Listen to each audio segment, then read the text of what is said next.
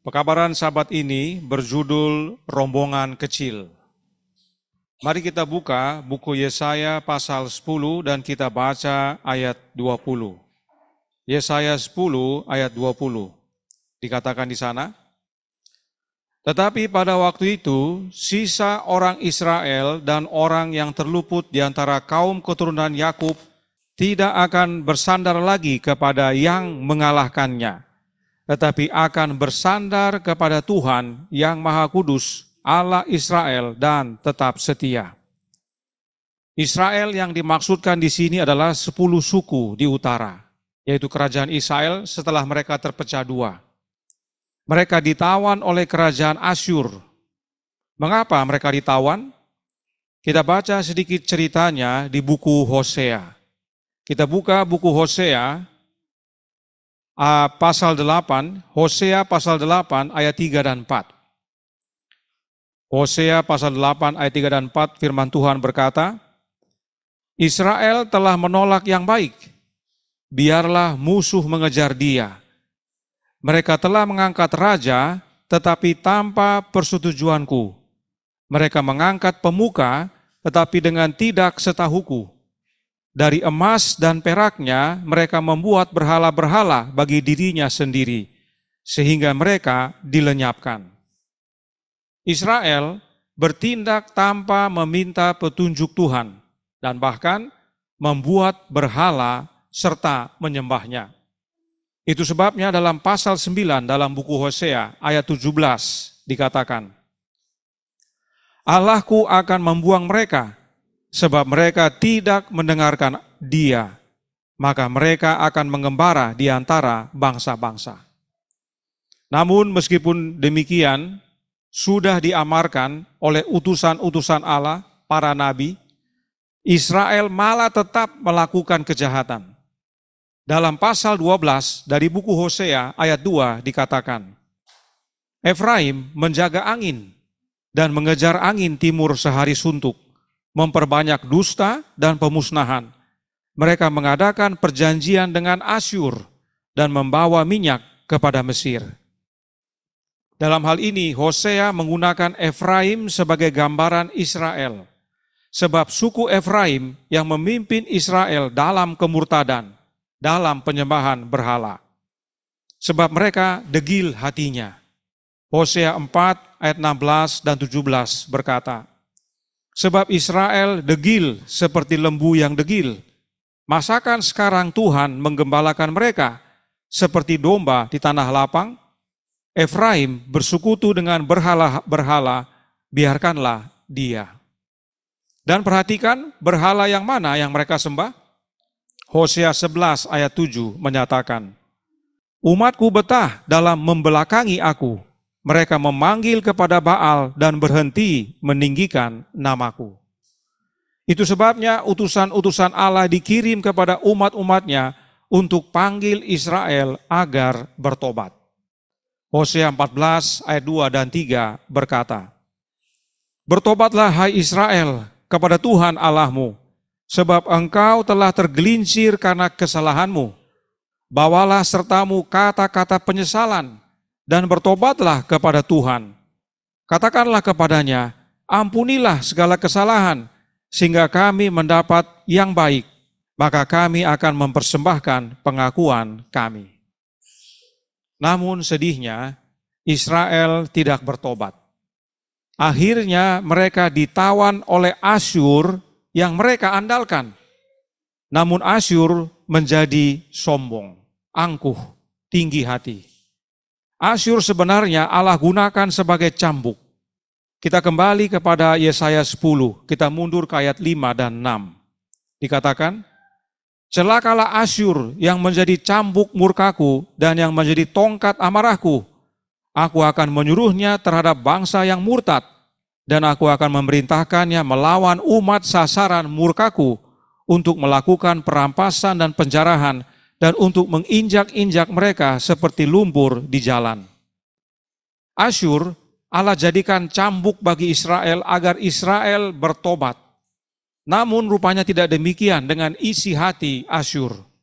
Dalam ayat 7 dikatakan, Tetapi dia sendiri, yaitu Asyur, tidak demikian maksudnya dan tidak demikian rancangan hatinya, melainkan niat hatinya ialah hendak memunahkan dan hendak melenyapkan tidak sedikit bangsa-bangsa. Asyur jadi tinggi hati dan sombong. Asyur mau musnahkan banyak bangsa. Dan dalam ayat 12 dan 13 dikatakan tentang Asyur. Yesaya 10 ayat 12 dan 13. Tetapi apabila Tuhan telah menyelesaikan segala pekerjaannya di Gunung Sion dan di Yerusalem, maka ia akan menghukum perbuatan ketinggian hati Raja Asyur dan sikapnya yang angkuh sombong. Sebab ia telah berkata, dengan kekuatan tanganku aku telah melakukannya, dan dengan kebijaksanaanku, sebab aku berakal budi, aku telah meniadakan batas-batas antara bangsa, dan telah merampok persediaan-persediaan mereka. Dengan perkasa aku telah menurunkan orang-orang yang duduk di atas tahta.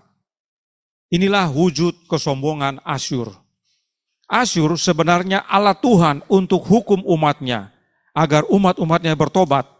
Tapi Asyur anggap itu adalah keberhasilan dirinya, perbuatan dirinya. Karenanya dalam ayat 15 Allah berkata tentang Asyur, adakah kapak memegahkan diri terhadap orang yang memakainya? Atau gergaji membesarkan diri terhadap orang yang mempergunakannya? Seolah-olah gada menggerakkan orang yang mengangkatnya, dan seolah-olah tongkat mengangkat orangnya yang bukan kayu. Akhirnya, oleh karena kesombongan dan ketinggian hati yang menganggap semua perbuatan dirinya, Asyur menerima hukuman dari Allah. Saudaraku dalam Tuhan, apa yang baru kita baca adalah gambaran secuil akan kasih Allah yang tak terkira. Masih ingat waktu Yusuf bawa kedua anaknya kepada bapaknya Yakub untuk menerima doa berkat? Yakub menyilangkan tangannya. Tangan kanan yang seharusnya di atas Manasye, dia silangkan untuk di atas Efraim.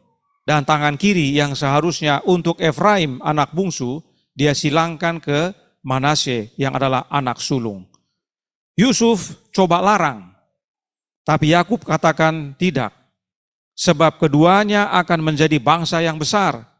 Tetapi Efraim yang adik akan lebih besar kuasanya dan jumlahnya. Kita ingatkan lagi dalam Kejadian 48 ayat 20. Lalu diberkatinyalah mereka pada waktu itu, katanya, dengan menyebutkan namamu lah orang Israel akan memberkati demikian. Allah kiranya membuat engkau seperti Efraim dan seperti Manasye. Demikianlah didahulukannya Efraim daripada Manasye.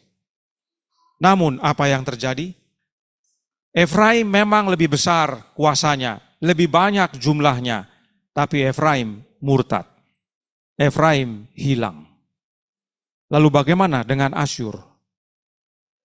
Negeri Asyur mempunyai kota yang besar, namanya apa? Niniwe. Ya, kita baru pelajari di hari Rabu yang lalu. Niniwe adalah kota besar milik bangsa Asyur. Allah telah secara khusus panggil utusan, yaitu Yunus, untuk amarkan Niniwe agar bertobat. Dan mereka memilih untuk menurut kepada gerakan Roh Allah dan bertobat. Seluruh bangsa dalam kota itu bertobat. Sayangnya, Niniwe, kota besar itu, hanya bertobat sementara. Akhirnya mereka kembali kepada kemurtadan dan akhirnya dihukum Tuhan. Niniwe hancur binasa. Bisa baca dalam buku Nahum pasal 2. Namun demikian, mereka sempat digunakan oleh Allah untuk menjadi cambuk bagi umat-umatnya. Nah, mengapa Asyur yang Allah gunakan? Karena Israel andalkan Asyur dan berhala-berhalanya. Allah nyatakan kepada Israel, bangsa yang kamu andalkan itu dan sembah berhala tidaklah mengasihi kamu. Inilah kebodohan orang Israel. Mereka ganti Allah mereka dengan yang bukan Allah. Gantinya mereka menjadi jaya, Israel akhirnya ditawan. Sebab berhala-berhala orang Asyur tidak dapat selamatkan mereka, tidak bisa buat apa-apa. Tetapi Tuhan yang Maha Kuasa, Israel tinggalkan. Israel tidak sadar. Demikian juga Hosea. Hosea, Allah suruh menikahi perempuan sundal. Siapa namanya? Gomer. Untuk ajar Israel dan bahkan masih suka bersundal. Bayangkan, sesudah menikah dia masih bersundal. Tapi Allah tetap bilang, ambil kembali dia. Sebab Allah mau menyatakan kepada bangsa Israel bahwa meskipun kamu adalah istriku dan bersundal, tapi saya mau tetap terima kamu asal kamu bertobat dan kembali kepadaku. Tapi tidak, bangsa Israel tetap terus bersundal dengan menyembah Baal. Nah, Baal itu artinya Tuhan. Tuhan dalam huruf kecil. Jadi untuk membedakan Tuhannya God huruf kecil atau Tuhan huruf kecil. Itu artinya Baal. Jadi Israel menjadikan penyembahan Baal, yaitu Tuhan dalam huruf kecil, seperti menyembah Tuhan dalam huruf besar. Nah, apakah Tuhan dalam huruf besar menerima penyembahan demikian? Oh tidak. Hosea menuliskan dalam Hosea 2 ayat 15. Dikatakan, maka pada waktu itu demikianlah firman Tuhan, engkau akan memanggil aku suamiku dan tidak lagi memanggil aku Baalku. Jadi ada masa di mana bangsa Israel memanggil Allah yang benar, yaitu Allah Bapa Jehovah dengan istilah Baalku. Mereka menggunakan penyembahan Baal layaknya menyembah Allah yang benar. Tapi kata Tuhan, nanti ada waktu kamu akan tinggalkan nama itu dan menyebut saya suamimu. Ya. Jadi saat Israel sembah Baal dan memanggil Baalku kepada Allah yang benar, hal itu sama dengan berkata Tuhanku, yaitu Tuhan dalam huruf kecil sebagai Tuhan dalam huruf besar. Mereka menyamakan Tuhan dalam huruf kecil dengan Tuhan dalam huruf besar yang telah membawa mereka keluar dari Mesir. Dan akan hal ini Tuhan tidak akan terima. Itu sebabnya Dia amarkan terus-menerus, berulang-ulang, dan dalam berbagai cara agar umat-umatnya kembali dan bertobat. Roh Nubuat berkata dalam Patriarchs and Prophets halaman 760 paragraf 1.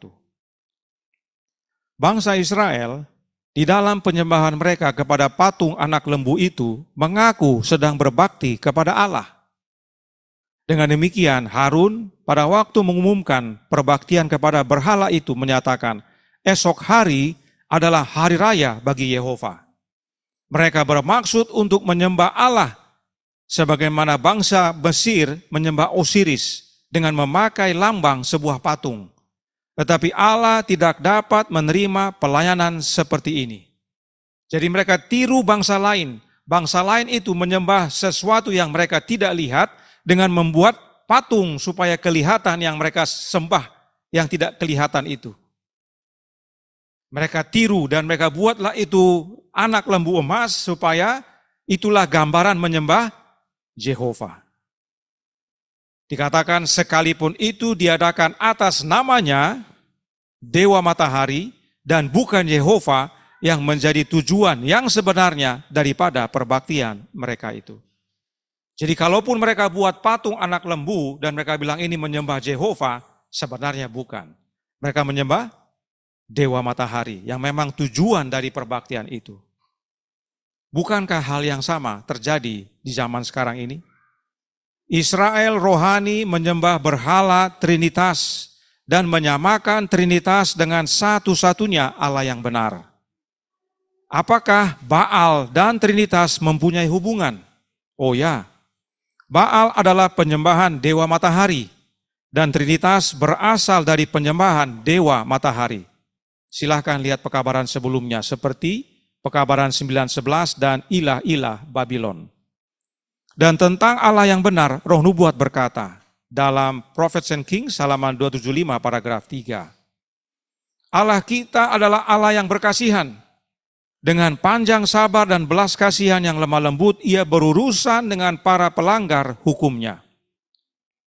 Meskipun umat Allah menyembah berhala dan menjadikan itu dasar menyembah Allah yang benar, yang mana sama dengan berzina atau bersundal. Tapi Allah dengan panjang sabar mengurus mereka. Tetapi pada akhirnya ada masa cambuk juga harus dijalankan. Apakah ada hasil daripada cambukan Allah tersebut? Oh ada. Apakah ada yang bertobat dari persundalan umat-umat Allah? Oh ada. Dari masa ke masa selalu ada yang bertobat dan kembali kepada Bapa. Termasuk dari orang Israel yang ditawan oleh orang Asyur. Banyak jumlahnya? Tidak. Hanya sisa yang kembali kepada Allah Bapa. Yesaya lanjutkan dalam Yesaya 10 ayat 21. Suatu sisa akan kembali, sisa Yakub akan bertobat di hadapan Allah yang perkasa. Kenapa disebut sisa? Karena Israel jumlahnya banyak. Kalau kita lihat istilah remnan dalam kamus terjemahannya, remnan itu adalah suatu kelompok kecil yang sisa dari suatu kelompok yang besar. Dalam dunia sejarah atau dunia benda-benda kuno ini, arkeologi, dalam dunia arkeologi, remnan itu adalah sesuatu peninggalan yang dari yang tadinya megah atau bagus menjadi rusak. Ya, ada sisa-sisa. Ya. Seperti kalau kita pergi ke Roma, ada di situ bangunan Kolosium namanya, itu kan sudah tidak seperti sebelumnya. Itu dikategorikan remnan, sisa-sisa. Meskipun masih kelihatan bentuknya, tapi ada yang sudah rusak. Ya. Mau diperbaiki bisa, tapi karena usia bisa hancur nantinya. Itu sebabnya di beberapa tempat-tempat seperti di Turki, di tempat 7 jemaat itu, ada banyak di situ peninggalan-peninggalan sejarah, gedung-gedung yang cuma tinggal tiang-tiangnya, itu kategorinya remnan. Tetapi dalam hal ini adalah lebih kepada orang. Dari sekumpulan orang banyak, ada tinggal sisa yang kecil. Ya. Itu sebabnya dalam bahasa Indonesia dikatakan suatu sisa. Nah kenapa sebut sisa? Karena Israel jumlahnya banyak. Ayat 22 katakan, sebab sekalipun bangsamu, hai Israel, seperti pasir di laut banyaknya, namun hanya sisanya akan kembali. Tuhan telah memastikan datangnya kebinasaan, dan dari situ timbul keadilan yang meluap-luap. Jadi kalaupun Israel rohani, ya saya langsung aplikasi kepada Israel rohani, berbangga diri dengan jumlahnya yang banyak. Ya.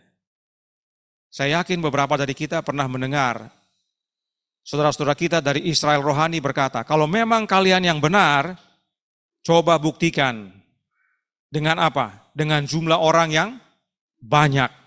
Kalau banyak yang ikut kalian, itu yang benar. Itulah prinsip dari Israel jasmani yang terus kepada Israel rohani. Oh kami banyak.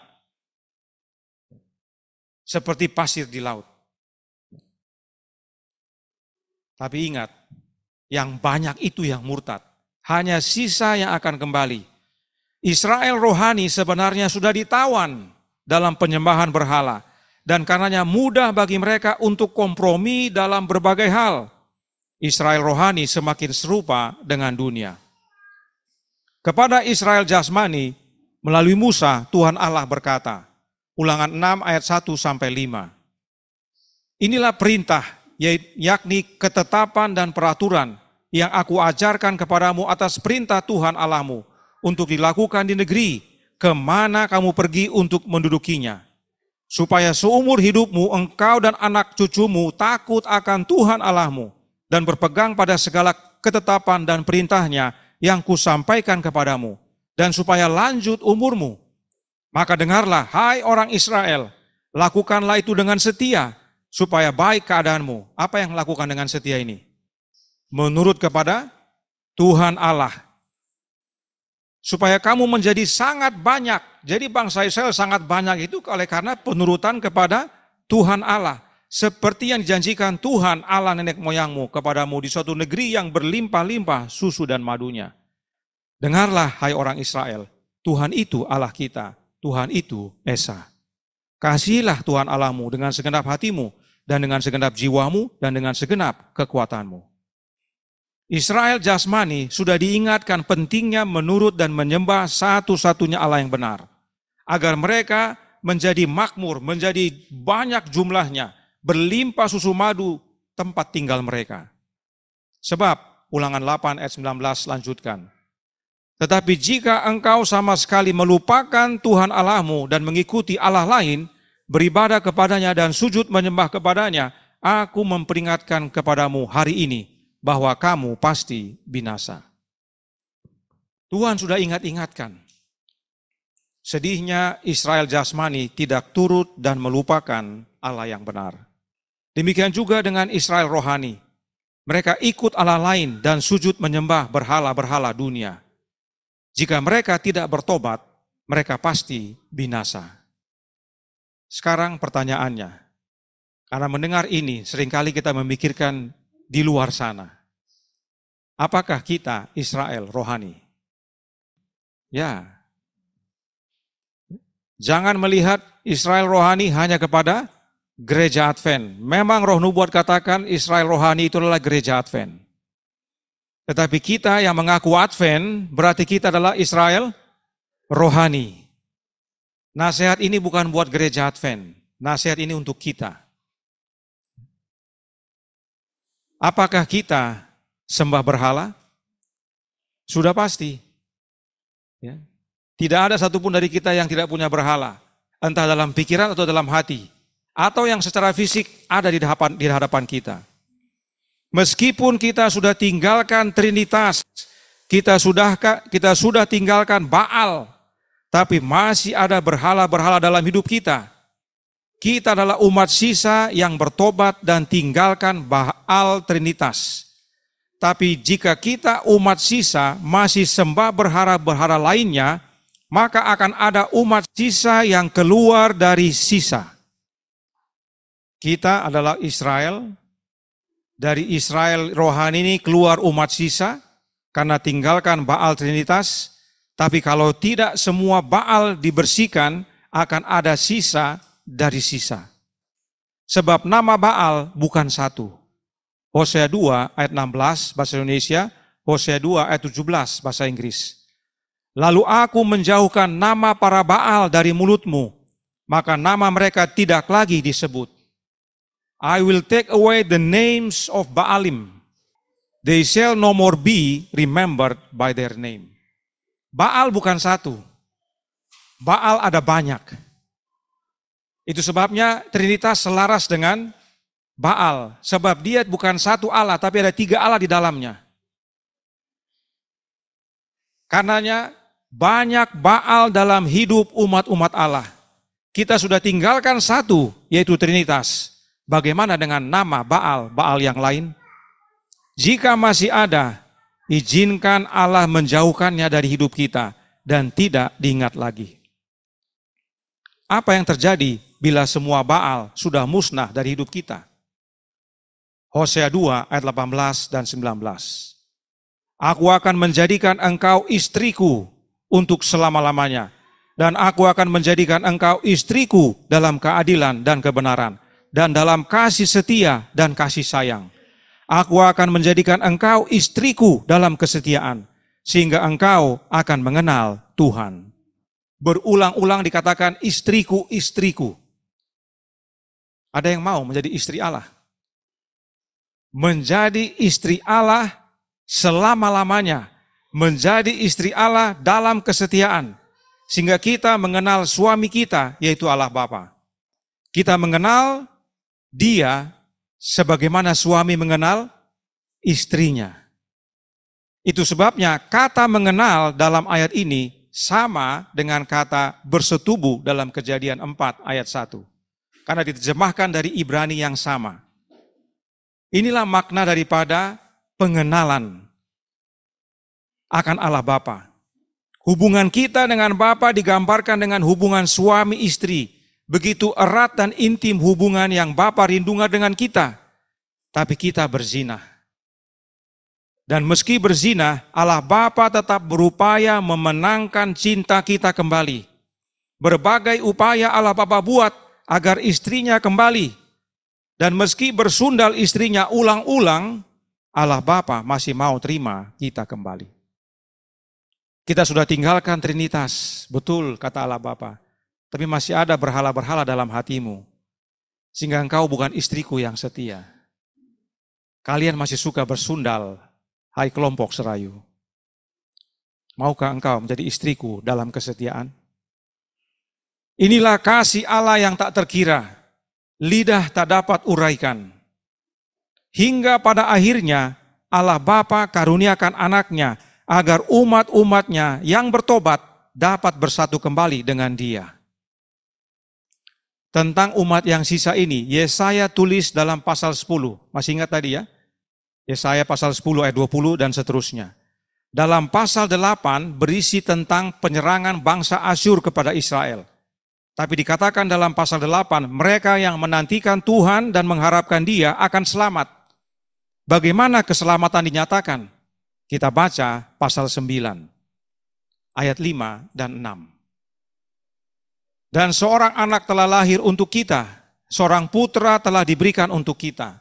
Lambang pemerintahan ada di atas bahunya, dan namanya disebutkan orang, Penasehat Ajaib, Allah yang perkasa, Bapa yang kekal, Raja Damai. Besar kekuasaannya dan damai sejahtera tidak akan berkesudahan di atas tahta Daud dan di dalam kerajaannya, karena Ia mendasarkan dan mengokohkannya dengan keadilan dan kebenaran dari sekarang sampai selama-lamanya. Kecemburuan Tuhan semesta alam akan melakukan hal ini. Perhatikan, Yesaya tulis, seorang anak telah lahir untuk kita. Apakah ini kelahiran di dunia atau di masa kekekalan? Di masa kekekalan.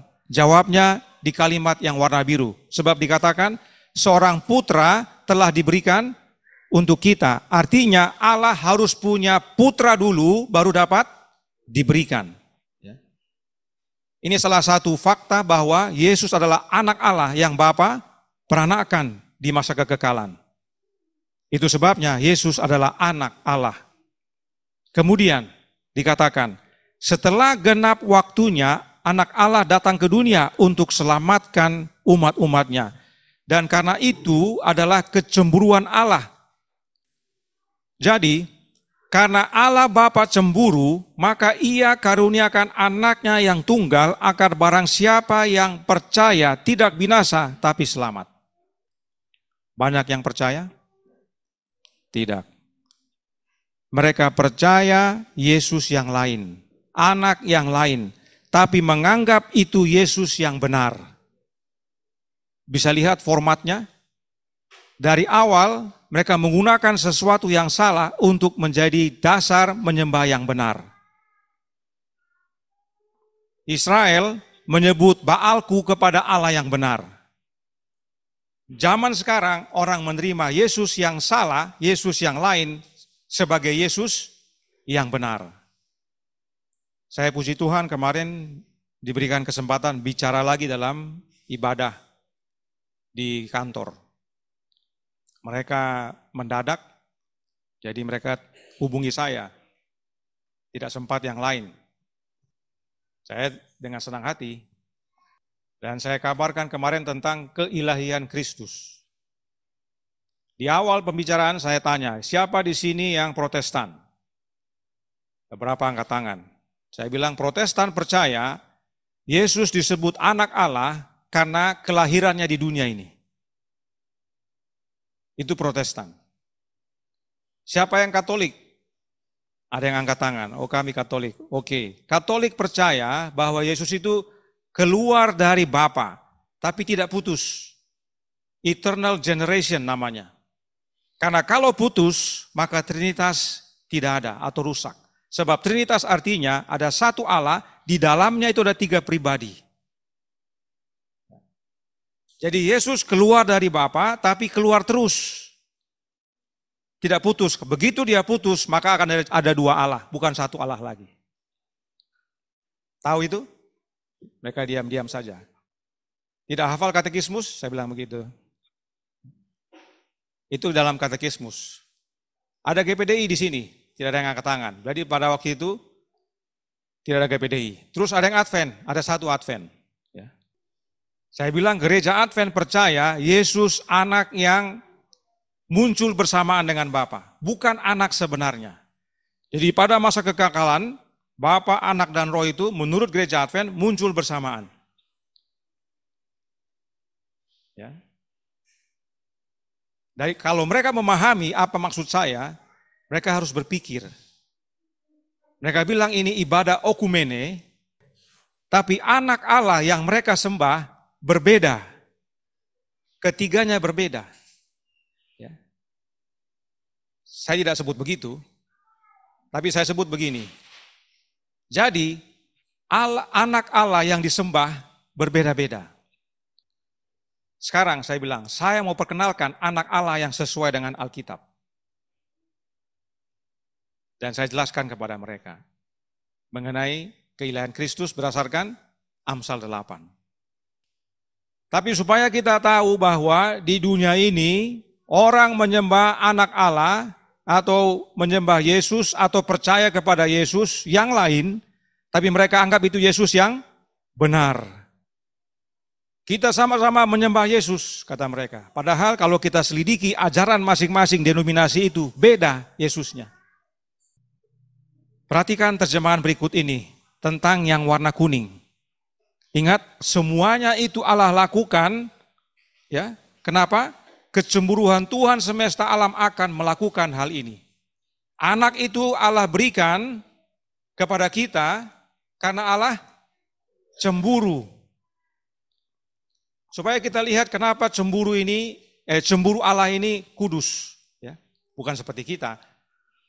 Ya. Kalau kita suami istri selingkuh salah satu, oh sudah selesai itu. Masuk ke ruang sidang, putus, cerai, ya kan begitu. Allah ini tidak.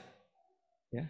Dia ingatkan melalui para nabi, dia ulang-ulang terus dengan berbagai cara, bahkan melakukan kadang-kadang cambukan, tidak berhasil juga, oleh karena cemburunya dia utus anaknya. Nah, coba perhatikan terjemahan berikut ini mengenai cemburu itu. Dari Easy to Read version. The strong love that the Lord all-powerful has for His people will make this happen. Ya, terjemahan bebasnya, kasih Tuhan yang maha kuasa yang kuat terhadap umatnya yang akan mewujudkan hal ini. Jadi dalam mewujudkan putra yang diberikan itu adalah hasil karena kasih Allah yang begitu kuat akan umatnya. Kecemburuan Allah Bapa itu karena kasihnya yang begitu besar bagi kita. Sehingga meski kita berzina, bersundal ulang-ulang, Allah Bapa tetap berupaya memenangkan cinta kita dan bahkan mengaruniakan anaknya agar meski hanya sisa yang kembali boleh menerima keselamatan. Jadi saudaraku dalam Tuhan, jika pada akhirnya cawan murka Allah ditumpahkan kepada umatnya, apakah itu adil atau tidak adil? Adil. Bahkan Yohanes katakan, benar dan adil segala penghakimanmu, ya Allah. Wahyu 16 ayat 7. Segala cara dan upaya bahkan Allah karuniakan anaknya untuk memenangkan kita. Karena begitu besar kasihnya kepada kita. Karenanya saudaraku dalam Tuhan, ingat, memiliki awal yang baik adalah penting. Tetapi mengakhiri dengan baik adalah yang terutama. Saya ulangi, memiliki awal yang baik adalah penting. Tetapi mengakhiri dengan baik adalah yang terutama. Kita semua sudah tinggalkan Trinitas, itu awal yang baik. Tapi bagaimana akhir dari kita semua? Adakah masih banyak Baal dalam hati dan pikiran kita? Baal dalam hidup kita, sehingga pada akhirnya kita seperti Israel, kita seperti Efraim, hilang musnah. Atau kita bersihkan oleh kehadiran Kristus dalam hati kita, sehingga kita adalah umat sisa yang kembali. Israel adalah umat pilihan pada awalnya, tapi akhirnya ditolak. Efraim meski menerima berkat lebih besar daripada yang diterima abangnya, tapi akhirnya hilang. Puji Tuhan, masih ada umat sisa yang kembali. Demikian juga kita. Biarlah umat yang sisa, yang kembali itu adalah kita. Janganlah ada umat yang sisa keluar dari yang sisa. Apa bisa terjadi itu? Bisa. Karena umat yang sisa masih pelihara Baal-Baal lain. Itulah yang menyebabkan yang sisa keluar dari sisa. Mari kita masing-masing selidiki diri dan minta Yesus bersihkan oleh kehadiran Roh-Nya. Agar umat sisa yang keluar dari Israel rohani ini tetap demikian. Jangan ada lagi sisa keluar dari sisa. Suatu kali, Nyonya White menerima penglihatan. Begini ceritanya. Sebuah kereta api ditunjukkan kepada saya yang berjalan dengan kecepatan kilat. Ya. Malaikat itu mengajak saya supaya memandang dengan teliti. Saya mengarahkan mata saya kepada kereta itu. Tampaknya bahwa seluruh dunia sedang menumpang di atasnya. Seorang pun tidak ada yang ketinggalan. Kata malaikat itu, mereka sedang mengikat diri menjadi tumpukan ikatan yang siap untuk dibakar. Kemudian, sang malaikat, menunjukkan kepada saya sang kondektur yang tampaknya seperti seorang negarawan yang berwibawa, terpandang dan dihormati oleh semua penumpang. Saya menjadi bingung lalu bertanya kepada malaikat yang menyertai saya, siapakah dia? Ia mengatakan, itu adalah setan. Ia adalah kondektur dalam bentuk seorang malaikat terang. Ia telah menawan dunia. Mereka telah menyerah kepada penyesatan yang kuat sampai mempercayai dusta sehingga mereka menuju kepada kebinasaan. Kaki tangannya, yaitu yang nomor 2 di bawahnya, dialah masinisnya yang menjalankan kereta api itu. Dan kaki tangannya yang lain ditugaskan dalam pekerjaan yang berlain-lainan sesuai dengan kebutuhannya terhadap mereka. Kini mereka sedang dalam kecepatan kilat menuju maut. Melihat semuanya ini, Nyonya White bertanya kepada sang malaikat, apakah masih ada yang ketinggalan? Karena dia lihat tampaknya semua sudah dalam kereta. Apa yang malaikat itu sampaikan kepada Nyonya White? Kita baca selanjutnya. Ia menyuruh saya melihat ke arah yang berlawanan.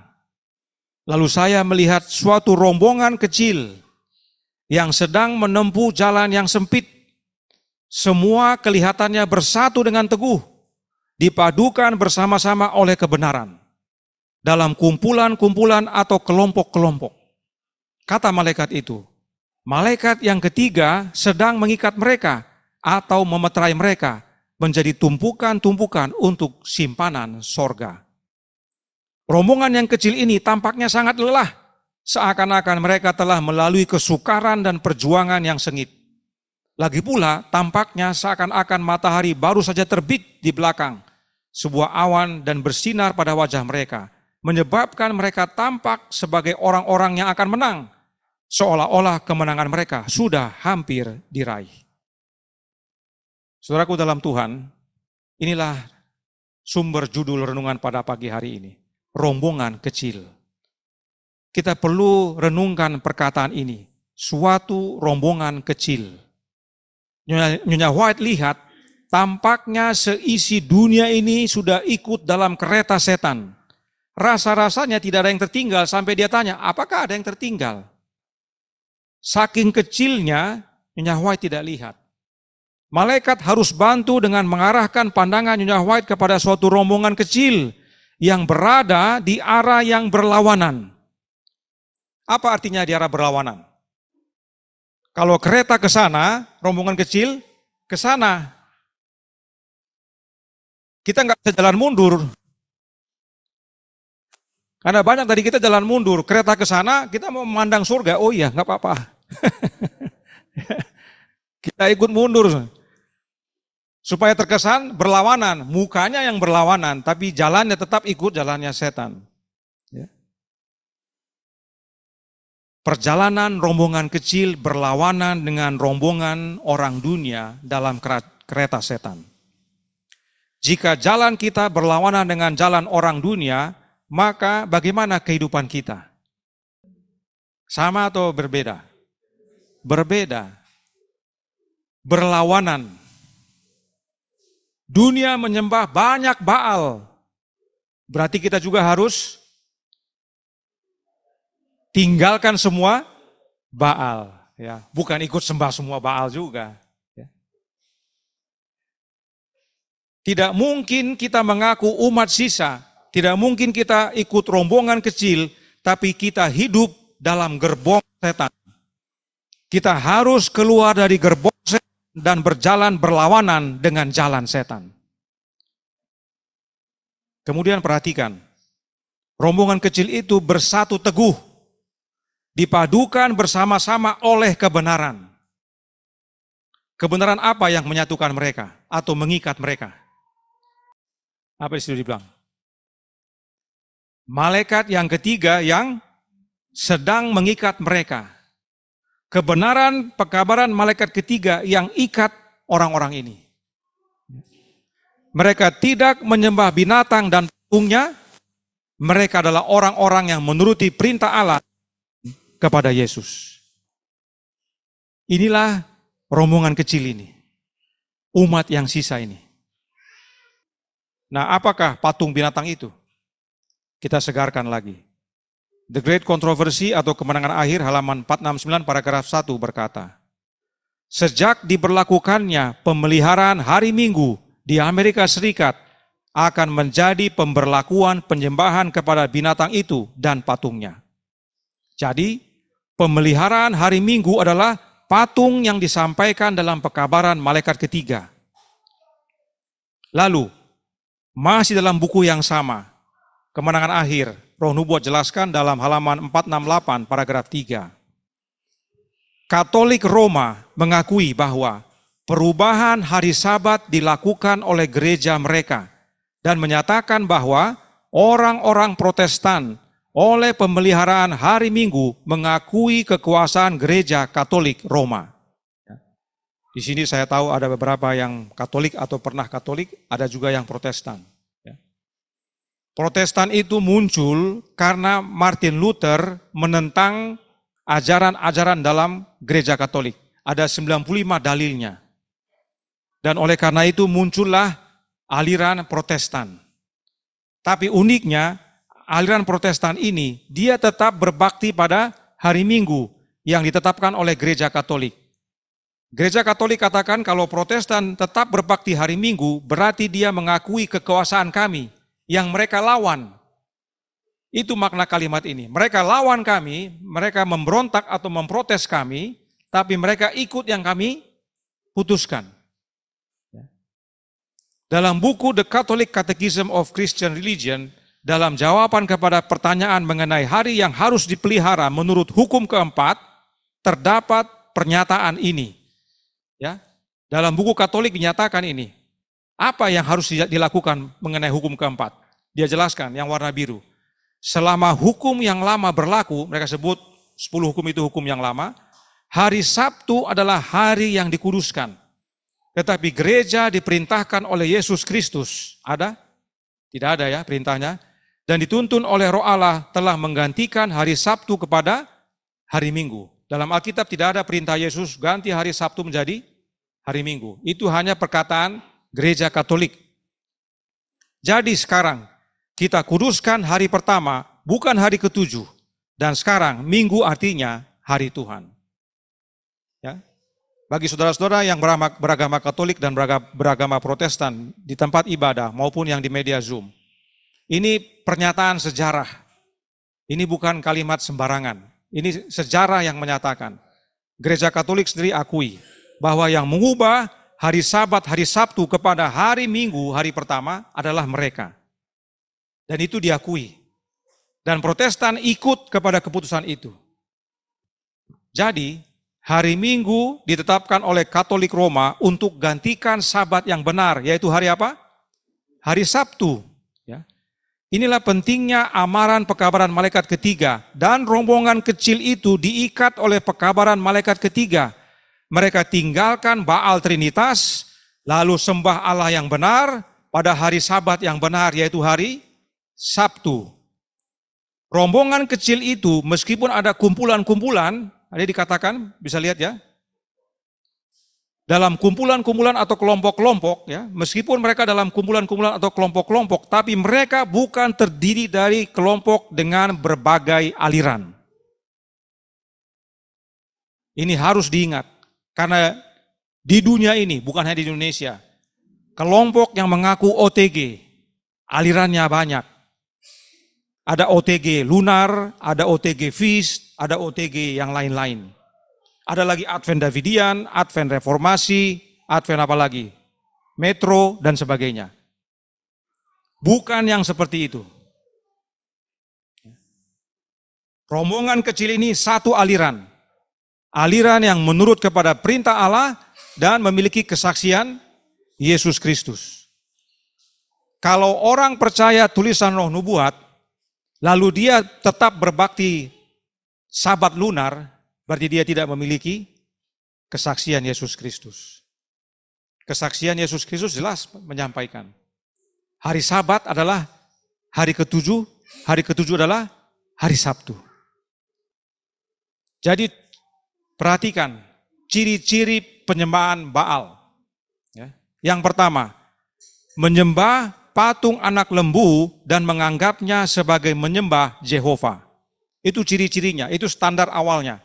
Mereka gunakan penyembahan patung anak lembu sebagai dasar menyembah Yehova katanya, yang melepaskan mereka dari Mesir.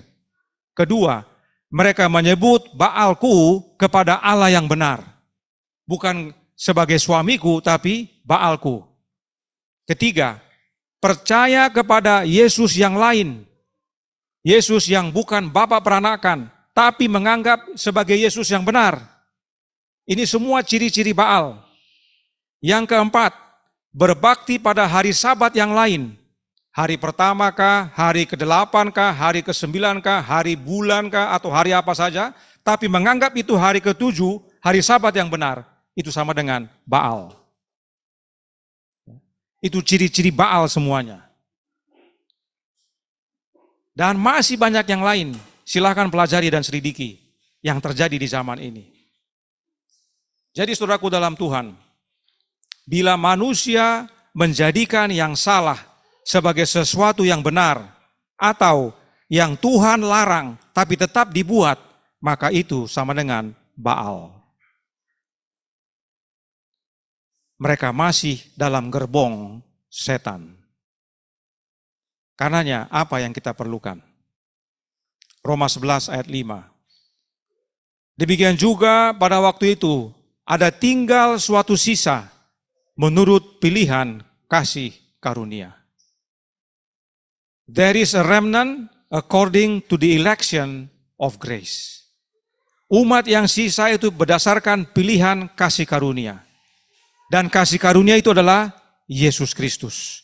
Efesus 1 ayat 5 sampai 7 berkata, dalam kasih ia telah menentukan kita dari semula oleh Yesus Kristus untuk menjadi anak-anaknya sesuai dengan kerelaan kehendaknya. Supaya terpujilah kasih karunia-Nya yang mulia, yang dikaruniakannya kepada kita dalam Dia yang dikasihinya. Sebab di dalam Dia dan oleh darahnya kita beroleh penebusan, yaitu pengampunan dosa menurut kekayaan kasih karunia-Nya. Kasih karunia Allah dikaruniakan kepada kita dalam Yesus yang dikasihi Bapa. Itu sebabnya Yohanes tuliskan tentang Yesus sebagai anak tunggal Bapa, penuh kasih karunia dan kebenaran. Yohanes 1 ayat 14. Sebab dalam Yesus dan oleh darah Yesus kita beroleh penebusan, yaitu pengampunan dosa, menurut kekayaan kasih karunia Allah Bapa. Jadi, umat sisa itu adalah hasil pilihan kasih karunia Allah, yaitu melalui anaknya. Bagaimana caranya? Dengan menerima roh anak Allah dalam hati kita. Sebab hanya oleh Yesus, hati kita, hidup kita dapat dibersihkan. Kita tidak bisa bersihkan hati kita dari Baal-Baal yang semua itu. Baal hidup kita banyak. Oleh karena itu kita perlu Yesus dalam hati kita. Mereka yang memiliki Kristus tinggal dalam hati tidak akan memiliki Baal dan ajaran-ajaran salah dalam hidupnya. Bayangkan, ada orang yang menolak Trinitas tapi berbakti lunar. Itu tidak ada bedanya dengan Israel. Mengaku mengenal Allah yang benar, tapi sembah Baal. Ya. Makanya kita harus prihatin, kita harus kabarkan kepada saudara-saudara kita. Sebab mereka terjerumus dalam gerbong setan. Mereka kira mereka berlawan arah, tapi mereka satu arah. Mereka yang memiliki Kristus tinggal dalam hati tidak akan memiliki Baal dan ajaran-ajarannya.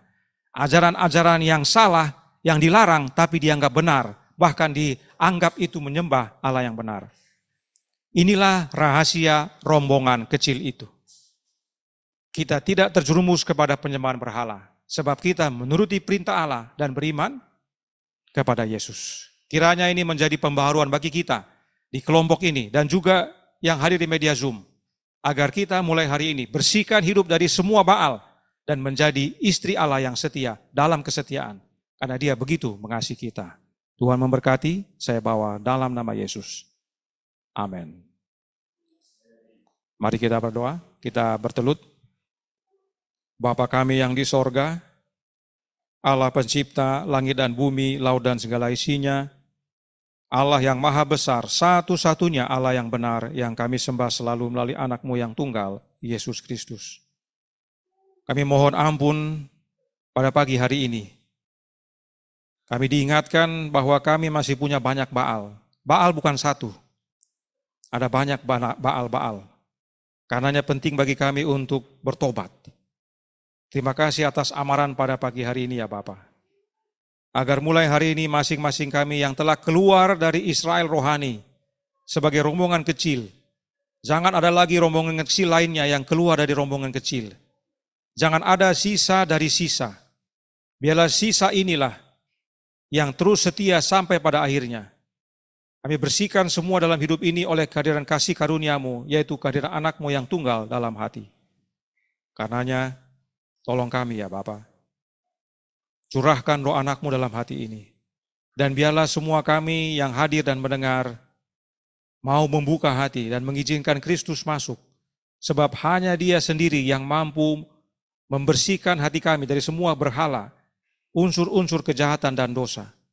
Sehingga kami pada akhirnya layak untuk menjadi permata-permata untuk ke dalam bait suci-Mu, ya Bapa. Tolong kami, karena waktunya semakin singkat. Kami seringkali lupa untuk kami tetap setia, teguh sampai pada akhirnya. Beserta kami sepanjang hari ini, hari Sabat yang indah, kehendak-Mu yang jadi, ampun kami akan dosa dan salah, karena kami berdoa hanya dalam nama anak Allah yang tunggal, Yesus Kristus, yang adalah Tuhan dan Juru Selamat kami. Amin.